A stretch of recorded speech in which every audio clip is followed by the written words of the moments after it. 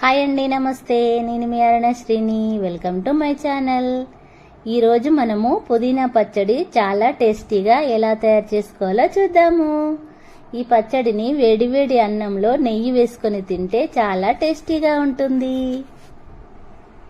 సూపర్గా ఉంది ఫ్రెండ్స్. పుదీనా పచ్చడి అయితే హెల్దీ పుదీనా పచ్చడిని టేస్టీగా ఎలా రెడీ చేసుకోవాలో చూద్దామా ఫ్రెండ్స్. మరెందుకు ఆలస్యం, వీడియోలోకి వెళ్ళిపోదామా. పుదీనా పచ్చడి కోసం అయితే 2-3 పుదీనా కట్టలను అయితే తీసుకున్నామండి. పుదీనా కట్టల నుండి ఆకులను తుంచుకొని శుభ్రంగా వాటర్లో వేసి కొద్దిగా సాల్ట్ వేసి శుభ్రంగా కడుక్కోవాలండి. చూడండి ఫ్రెండ్స్, నేను ఎలా శుభ్రంగా కడుక్కొని పెట్టుకున్నానో. ఇలా శుభ్రంగా కడుక్కొని పక్కన పెట్టుకోవాలండి.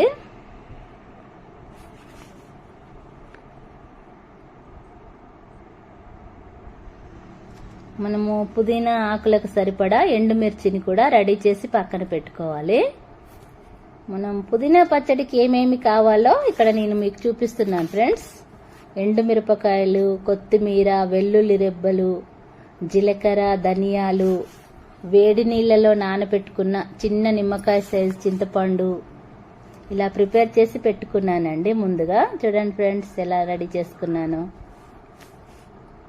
ఇప్పుడు స్టవ్ ఆన్ చేసుకొని ప్యాన్ పెట్టుకొని 1 టీ స్పూన్ ఆయిల్ వేసుకోవాలండి ప్యాన్లో.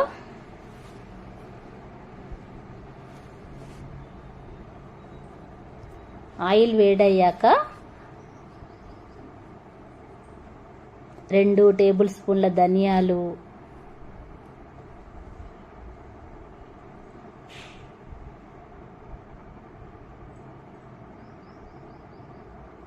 1 టీ స్పూన్ జీలకర్ర,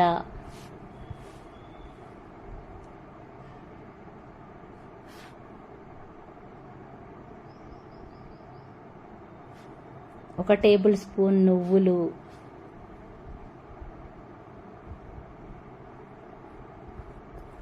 2 టేబుల్ స్పూన్ల ధనియాలు, 1 టీ స్పూన్ జీలకర్ర, 1 టేబుల్ స్పూన్ నువ్వులు వేసుకొని ఫ్రై చేసుకోవాలండి. దినుసులను మీడియం ఫ్లేమ్లో దూరగా ఫ్రై చేసుకోవాలి. దినుసులు వేగాక వాటిని ప్లేట్లోకి తీసుకోవాలండి.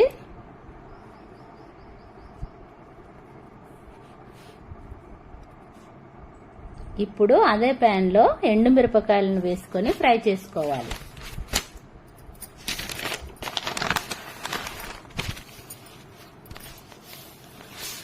ఎండుమిరపకాయలు వేగాక కొద్దిగా కరివేపాకు, 1/2 టీ స్పూన్ కంటే తక్కువ మెంతులు వేసుకొని మంచిగా ఫ్రై చేసుకోవాలండి.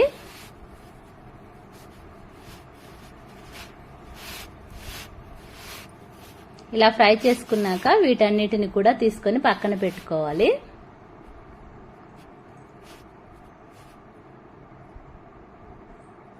ఇప్పుడు అదే ప్యాన్లో 1 టేబుల్ స్పూన్ ఆయిల్ వేసుకోవాలండి. ఇప్పుడు మనము నీట్గా కడిగి పెట్టుకున్న పుదీనా ఆకులను ఆయిల్లో వేసుకోవాలి.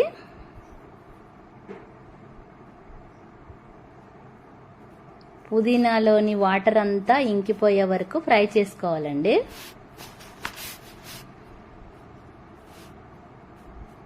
చూడండి ఫ్రెండ్స్, నేను ఎలా ఫ్రై చేస్తున్నానో. పుదీనా ఆకుల్లోని వాటర్ అంతా ఇంకిపోయింది. మంచిగా ఆకులన్నీ ఫ్రై అయిపోయాయి ఆయిల్లో.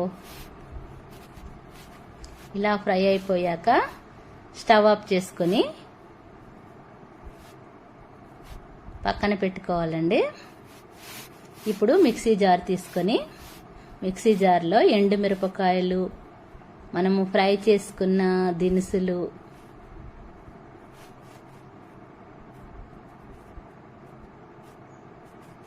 మనం ఫ్రై చేసి పెట్టుకున్న దినుసులు, టేస్ట్కి సరిపడా సాల్ట్,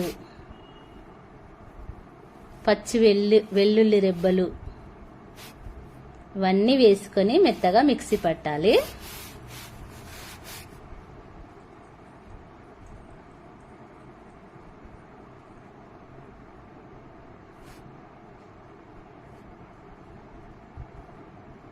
ఇలా ఇలా మిక్సీ వేసుకున్న దాంట్లో మనము ఫ్రై చేసి పెట్టుకున్న పుదీనా ఆకులను వేసుకోవాలండి.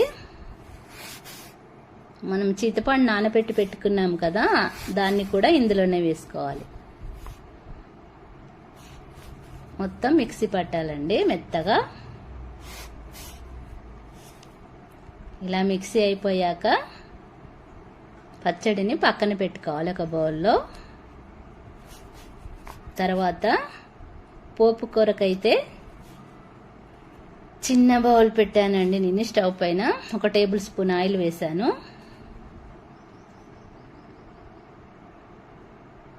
పచ్చిశనగపప్పు, జీలకర్ర, ఆవాలు, కొద్దిగా పసుపు, ఎండుమిరపకాయలు, కరివేపాకు అన్నీ పోపు కోసం అయితే రెడీ చేశాను ఫ్రెండ్స్. వీటన్నింటినీ తాలింపు చేసుకోవాలి మనం పక్కన పెట్టుకున్న పచ్చడిలో.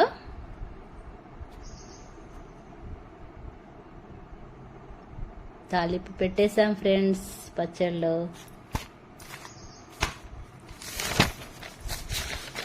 చూడండి ఫ్రెండ్స్, మొత్తానికైతే హెల్దీ పుదీనా పచ్చడి రెడీ అయిపోయింది. కమ్మని పుదీనా పచ్చడి అండి. ఇది 2-3 డేస్ కూడా నిల్వ ఉంటుందండి ఈ పచ్చడి. మనం దోశల్లో కూడా ఈ పచ్చడిని తినొచ్చండి, చాలా బాగుంటుంది టేస్టీగా.